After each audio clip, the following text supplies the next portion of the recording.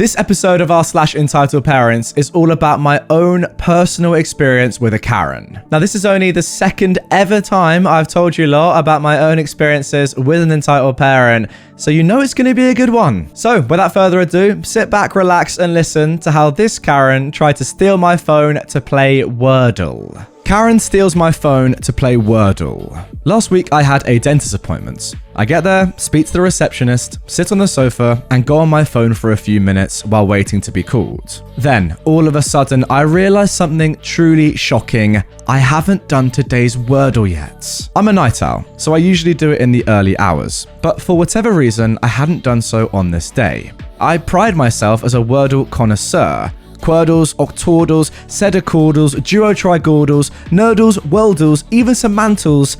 I love them all. So, almost missing today's Wordle was, as you can imagine, extremely embarrassing. Anyway, as I get on the New York Times website, a woman and her son enter the practice. The kid's probably around 6 or 7 years old, pretty standard stuff for your mum to accompany you to the dentist at that age. At this point, I had no concerns over this mum and her son. They seemed polite and pretty normal. The mum was chatting on her phone at a normal decibel level and then hung up to check in.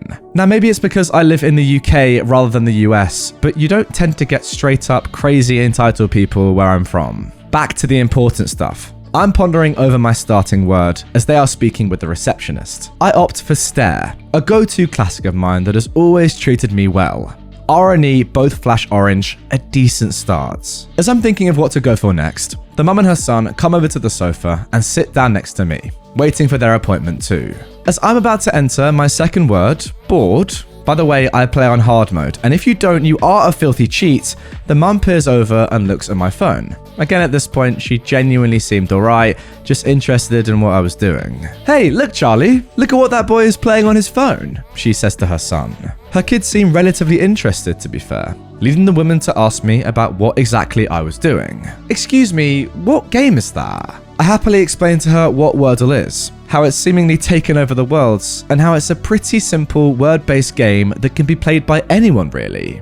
Her and her son may even enjoy it. "Oh, amazing! I've been trying to get Charlie to play some more intellectual games and puzzles, so that looks great. Would you mind letting him have a quick go?" Now at this point, I delve deeper into the concept of Wordle. I explain that everyone in the world has the exact same puzzle to solve each and every day, and that you only get one chance per device. I tell her that I'm just in the middle of today's Wordle, jokingly tilting my screen away from her so as not to show her my first and second guess. This is where her demeanor begins to change a little. "Oh, come on, it would be really great of you to let him have a go. He's only 6. She says this with an innocent chuckle, but I'm already getting the sense at this point that she probably isn't going to take no for an answer.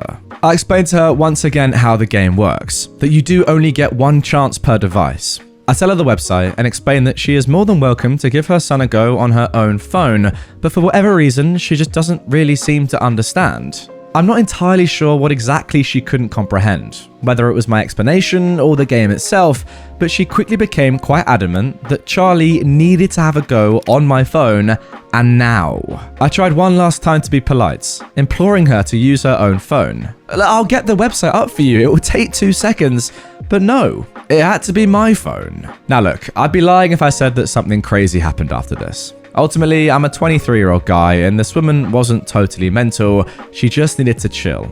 I explained to her that I'm not going to give her my phone, and that given everything that's going on in the world right now, I probably wouldn't anyway, even if you could reset the game and let someone else have a fresh go.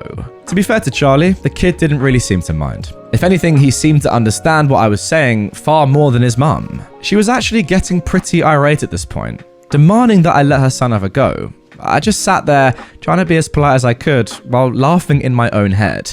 Explanations were done at this stage, I just had to deal with her. Don't get me wrong, I was very, very tempted to quickly finish the Wordle myself, pass her my phone, and then spoil today's word, but I thought that wouldn't be fair to Charlie. He seems like a decent bloke. So I sat there. I took another minute or so of her ranting about me being selfish, rude, etc. until I was called by the receptionist for my appointments.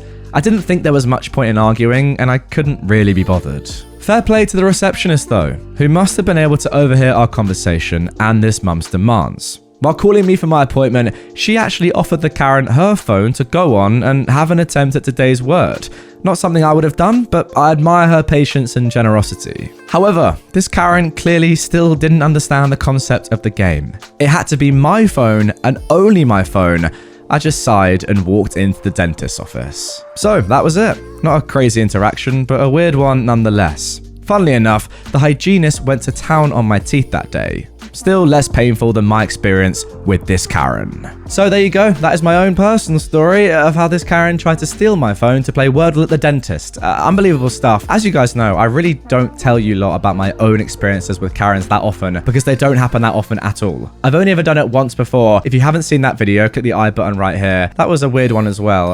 It wasn't too crazy. You know, I read these stories sometimes where Karens just go absolutely mental when they scream and get arrested, etc, etc. Personally, I have never had that happen to me. My experiences have always been quite, low-key like this one, but still funny nonetheless, and I thought I'd bring you guys this one. Now, the next story in today's episode isn't about me, but let me tell you, it is just as entertaining. Let's get into it. Entitled parents stole my Switch and held it hostage because I wasn't visiting anymore. I am a 20-year-old guy, and I moved out of my parents' house at 18 because I really can't stand them. And it's for all the kinds of reasons that you can guess. They were jerks, they favored my younger siblings, they used me as free childcare, they told me, what's mine is mine, and what's yours is mine, and all that BS. When I left, my dad told me not to let the door hit me on my way out, and don't come back. I got the smallest, cheapest apartment I could find, and I've worked the same full-time job for 2 years. My parents didn't even hold out a month before calling me and begging me to come back home.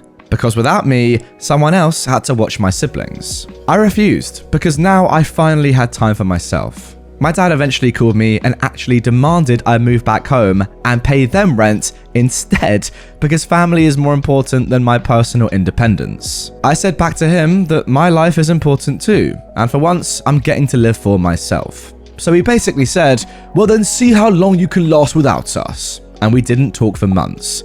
I don't know what he was hoping for. I managed well enough by myself. My family seemed to slowly accept that I wasn't going to come crawling back, and over time we seemed to mend things. I could tell they were having a hard time dealing with the fact things were on my terms and not theirs. They begged me to watch my younger siblings from time to time, even though the two that are closest to me in age are in their mid-teens now. But my parents don't want to put babysitting on them any more than they have to, which is hypocritical of them, since they try to put it on me as much as possible. And yes, I have called them out on that. They responded with gaslighting and more months of silence yet again. And again, they were the ones to come crawling back to me for help. Not long ago, I bought myself a used Nintendo Switch, though I could only afford one game for it at the moment, which was Mario Kart. I got it bundled with the console for a good deal. My mum came by on a Saturday and asked me to watch my two youngest siblings for a while. She basically pushed them in the door at me and ran. And I was stuck with these two rowdy kids all day in my tiny apartment. My mum didn't come back until after 9 p.m. And that was because I called her and made her come and get the kids. And she really didn't like that I cut her fun time short. I said that unless she wanted to pay me, I wasn't going to be watching my siblings all day anymore. And next time, I'm not even going to open the door. I'll call the cops if she just leaves them outside. The next morning, I realized I couldn't find my Switch anywhere, so I called my parents. And like I thought, one of my siblings had taken it. I said I was coming over to get it right away, but my mum said it could wait because my youngest sibling was gaming on it, and she didn't have the heart to take it away. I said it was taken without my permission, and I will be taking it back. So I got on my bike and rode there ASAP. When I arrived, my sibling was crying because the Switch's battery had gone dead and they didn't have a charger. I told them to give it back. But my dad took it and said I can have it back when I agree to start helping out with my siblings more. I told him if that's how he wanted to play this, I'd get the police involved. And no, I wasn't bluffing. He dug his heels in and insisted I wouldn't do it, until I pulled out my phone and started dialing. My mum yelled, "Wait!" and hurriedly took my Switch back from my dad. He called her a traitor and demanded she return it to him instead of me, but she said it wasn't worth having the police called on them. Before leaving, I told them if this ever happens again, I'd be calling the police first, and if they want a Switch from my siblings so bad, they can go and get their own. My dad yelled that I can't disrespect him like that, and I countered that even though I'm an adult, he's not bothered to ever show an ounce of respect to me, and I'd had enough. Then I walked out with him yelling at me to come back and face him. Right now, it's back to silence from them. My mum texted me once, begging me to still watch my siblings. I said that if she wanted me to babysit so badly, she could pay me, and I'd only take the money in advance, because I'm not doing it for free anymore, especially after they stole from me and tried to keep from returning my property. They don't own me.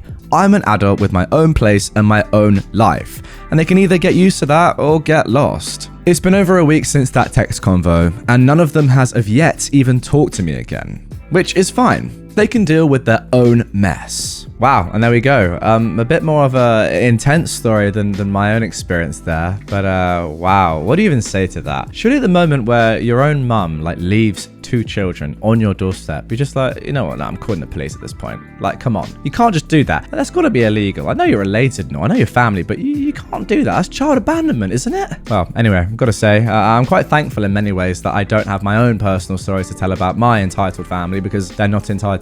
Because wow, living with a family like this, toxic as that, God, horrible. It sounds like you're already on your way there, OP, but yeah, cutting ties, chilling out, not seeing them as much as you can, moving out as you have done. Fair play to you for doing that and getting a stable job and just, yeah, getting them gone. Continue doing that. Cut the ties as much as you can. That's what I'd say, because they are mental. Anyway, guys, that is going to do it for this episode. Really hope you enjoyed it and you enjoyed my own story. If you want to hear more stories from me, well, first of all, I've got to get into these sort of interactions. Maybe I've got to go outside more and just, you know, go and find some Karens.